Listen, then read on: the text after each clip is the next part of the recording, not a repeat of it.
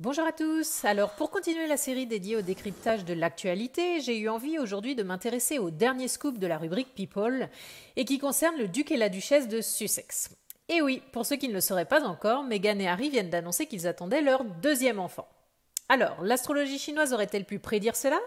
Eh bien, c'est ce que nous allons voir de suite. Et donc pour ce faire, je vais analyser les interactions entre le pilier de l'année 2021 à droite de l'écran et les chartes natales de Meghan et Harry, respectivement en haut et en bas à gauche de l'écran. Alors lorsqu'on étudie l'éventualité d'une grossesse en astrologie Batzeu, on va regarder si des combinaisons se forment entre le temporel, donc pilier de l'année en cours par exemple, et les piliers du jour et de l'heure de naissance de la personne ou des personnes concernées. Pourquoi uniquement dans ces deux piliers? Eh bien tout simplement parce qu'ils représentent la vie privée, la vie intime, là où les piliers de l'année et du mois de naissance représentent plutôt la vie publique, sociale et professionnelle. Mais aussi parce que le pilier du jour de naissance représente la personne elle-même ainsi que son conjoint et que le pilier de l'heure représente entre autres la progéniture. Et pourquoi chercher les combinaisons, me direz-vous? Eh bien, parce que les combinaisons représentent des changements, mais également l'arrivée d'un tiers dans votre vie. Alors ce tiers peut être un nouveau mentor, un nouvel ami, un nouveau partenaire de vie ou de business, et donc aussi un nouvel enfant. Donc voyons si des combinaisons se forment entre le pilier de 2021 et les piliers du jour et de l'heure de naissance de Meghan et Harry. Commençons avec le tronc céleste. Alors, les troncs célestes, pour ceux qui ne le savent pas, correspondent aux éléments présents dans la partie haute du thème. Et si vous souhaitez en savoir plus à ce sujet, je vous invite à regarder la vidéo dont le lien apparaît en haut de l'écran. Donc, comme je disais, commençons avec le tronc céleste Bing, feu Yang, du pilier de l'heure de Meghan, qui forme une combinaison avec le tronc céleste Xin, métal Yin, de l'année 2021. Nous avons donc là une première combinaison qui se forme non seulement dans le pilier de l'heure, donc des enfants, mais qui en plus concerne l'élément production de Meghan, car c'est ce que le feu représente dans son thème. Et il faut savoir que pour une femme, l'élément production représente entre autres ses enfants. Donc nous avons déjà un premier indice ici. Étudions maintenant le thème d'Harry. Nous voyons qu'une combinaison se forme entre le bœuf de 2021 et le rat de son pilier du jour. Cette combinaison le concerne donc lui personnellement, mais également sa conjointe, car l'animal du jour de naissance représente, je vous le rappelle, le partenaire. Donc voilà un deuxième indice concordant. Alors bien qu'il n'ait donné à ce jour aucune information sur le terme prévu de cette grossesse, l'astrologie chinoise peut nous aider à déterminer celui-ci. Alors attention, prédiction. Donc ce que je vais faire à présent, c'est regarder à quel moment la combinaison entre le rat du jour de naissance de Harry et le bœuf de 2021 va être clashée, car le clash va mettre un terme à cette combinaison et donc à la grossesse.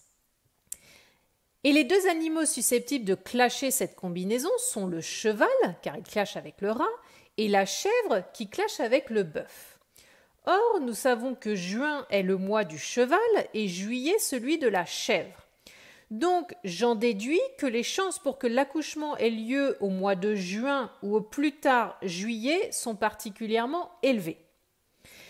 Alors, à la question « l'astrologie chinoise aurait-elle pu prédire cette grossesse ?» La réponse est oui. Mais j'ai envie d'aller plus loin dans l'analyse et vous montrer quelles étaient les interactions en cours lors de sa première grossesse en 2019 et lors de sa fausse couche en 2020. Commençons avec la naissance d'Archie en 2019. 2019 était l'année du cochon de terre et formait une combinaison avec les deux tigres du jour et de l'heure de naissance de Meghan et une demi-combinaison saisonnière avec le rat du jour de naissance d'Harry. Pour ceux qui ne savent pas de quoi je parle, je vous invite à regarder la vidéo sur les combinaisons dont vous trouverez le lien en haut de l'écran.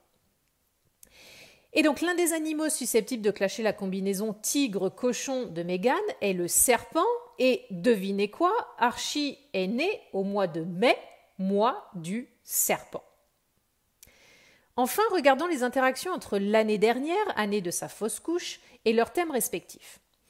Nous ne trouvons aucune combinaison entre le pilier de 2020, année du rat de métal, et leur pilier du jour et de l'heure. En revanche, il y avait un clash entre le tronc céleste Bing de l'heure de naissance de Meghan et le tronc céleste Geng de 2020. Et rappelez-vous ce que je vous ai dit tout à l'heure concernant Bing, Feuyang, celui-ci représente sa production et l'élément production représente les enfants pour une femme. Et celui-ci était clashé l'année dernière. D'autre part, la fausse couche a eu lieu au mois de juillet, mois de la chèvre. Or, la chèvre blesse le rat du jour de naissance d'Harry, qui le représente lui, et sa conjointe. Une blessure, je vous le rappelle, nous parle d'un sentiment de trahison, et l'on peut facilement imaginer que Meghan se soit sentie trahie par son propre corps à ce moment-là. Donc la fausse couche était-elle prévisible? Eh bien, je vous laisse faire vos propres conclusions.